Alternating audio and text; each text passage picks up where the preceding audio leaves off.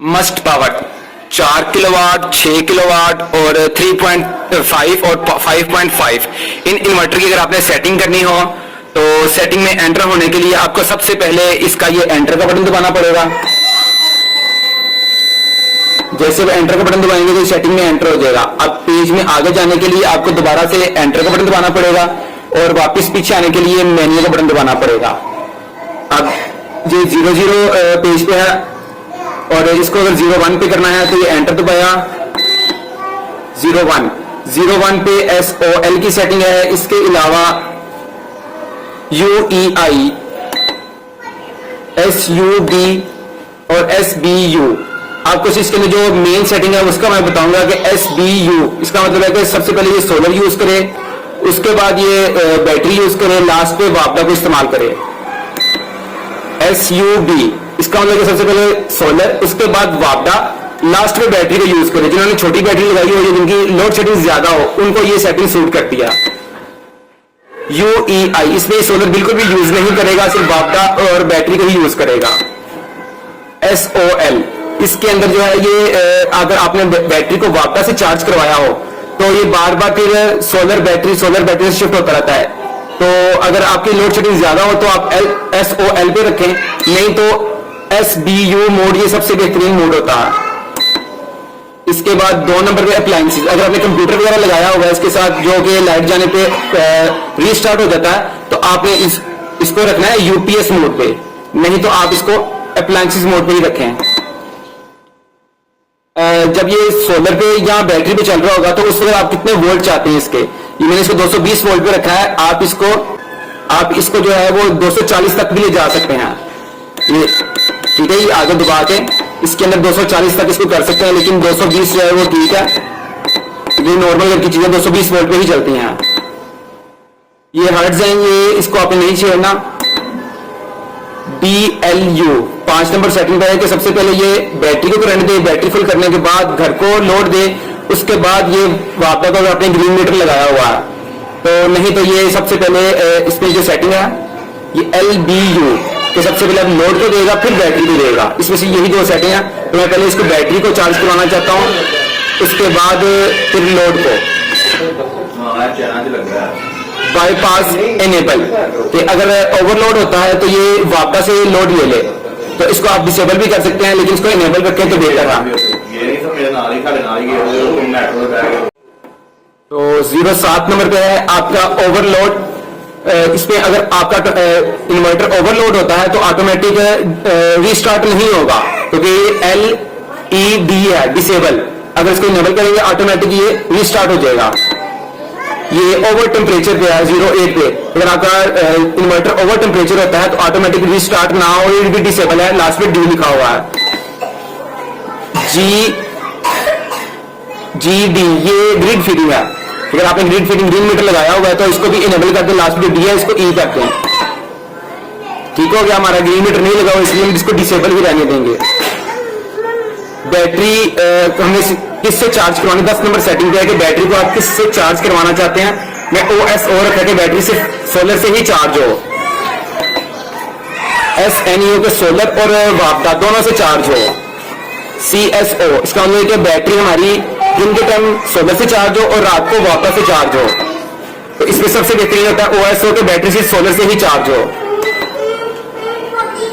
SNU इस पे 11 number setting पे ये पूछ रहा है कि बैटरी कितने एम्पेयर से चार्ज करवाना है। अगर आपकी 200 एम्पेयर की बैटरी है तो आपने 20 पे रखना है, 300 एम्पेयर की बैटरी है तो 30 पे रखना है, 25 एम्पेयर की बैटरी है तो 25 पे 250 एम्पेयर की बैटरी है तो उसको आपने 25 एम्पेयर पे रखना है। तो मेरी जो बैटरी है अभी लगी हुई है इसको 190 एम्पेयर की, तो मैं 19 एम्पेयर भी इसको रखूंगा।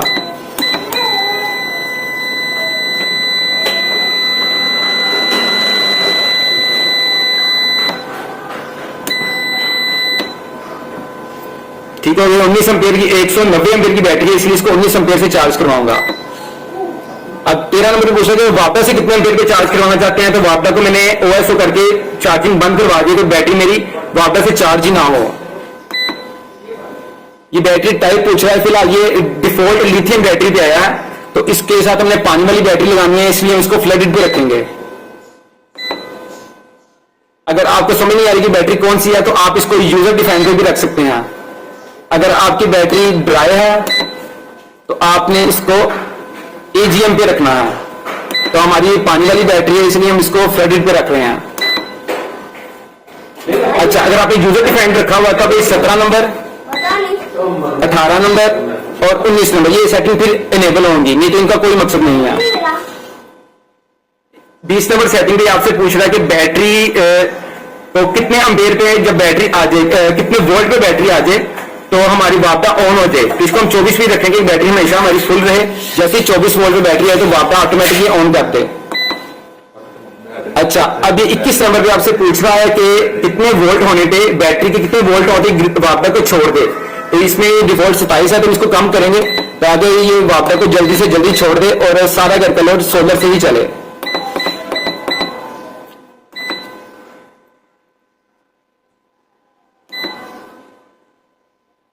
बाईस नंबर की सेटिंग में पूछ रहा है कि अगर आपने पेज को डिफॉल्ट मोड ये 00 पे आ जाता है, अगर आप चाहते हैं कि जहां पे हमने इसको रखा है वहीं पे रहे तो इसको आपने इनेबल कर देना। तो ये जो मेन पेज होता है यानी सेटिंग से बाहर जो पेज आता है उसकी ही सेटिंग है कि वो जो आप सेट रखेंगे वहीं पे ही रहेगा। ये LON इसकी लाइट है कि लाइट अगर आप ऑन रखना चाहते हैं तो लाइट ऑन, अगर ऑफ करना चाहते हैं तो लाइट ऑफ। ये जो स्क्रीन की लाइट है।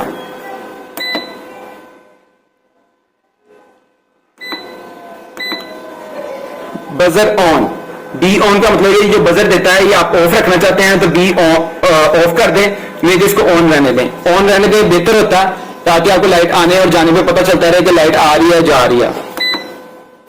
अलार्म ऑफ, अलार्म का मतलब ये अगर सोलर जब सुबह निकलता है तब भी अलार्म देता है, सोलर जब जाता है तब भी अलार्म देता है, इनको बार बार फिर बजर करता है। तो बेहतर है कि अलार्म को ऑफ रखा जाए।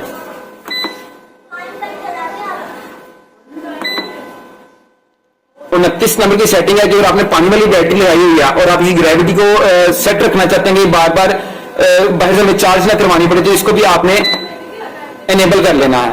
एनेबल करने के बाद 31 नंबर की सेटिंग में आपसे पूछ रहा है कि कितने वोल्ट तक अपनी बैटरी को चार्ज करवाना चाहते हैं। तो इसको हम ज्यादा से ज्यादा करेंगे ताकि जब भी हमारी बैटरी खराब हो जाए यानी जो है वो ग्रेविटी डाउन हो जाए तो ये ऑटोमेटिक ग्रेविटी को पूरी कर दे। तो 29.2 से ज्यादा इसमें सेटिंग नहीं है तो ये मैंने फुल कर दिया है इसको। ये है जी कितने देर तक इसको फुल करेगा, लेकिन 60 मिनट तक इस बैटरी को फुल करता रहेगा। अगर तो इसके वोल्ट पूरे हो जाते हैं तो ठीक है, नहीं तो फिर 34 नंबर की सेटिंग है 120 मिनट तक इसको इनके करता रहेगा, इसकी ग्रेविटी को पूरी करता रहेगा। अगर इतनी देर में भी ग्रेविटी पूरी नहीं होती तो ऑटोमेटिकली इसको ऑफ कर देगा। ये अब 35 नंबर की सेटिंग है कितने दिन बाद ये ग्रेविटी को पूरा करे, तो ये 30 दिन तक जो है वो 30 दिन बाद करेगा। अगर आप इसको कम करना चाहते हैं तो आप इसको कम भी कर सकते हैं। तो मैं इसको 20 रखूंगा ताकि हर 20 दिन बाद जो है इसकी ग्रेविटी को चेक करें, अगर कम है तो ऑटोमेटिक पूरा करे। तो यहां तक सेटिंग सर आपके काम की है। इसके आगे जो इंस्टॉलर की सेटिंग होती है वो आगे किसी काम की नहीं, तो इसलिए हम सेटिंग से बाहर आ रहे हैं।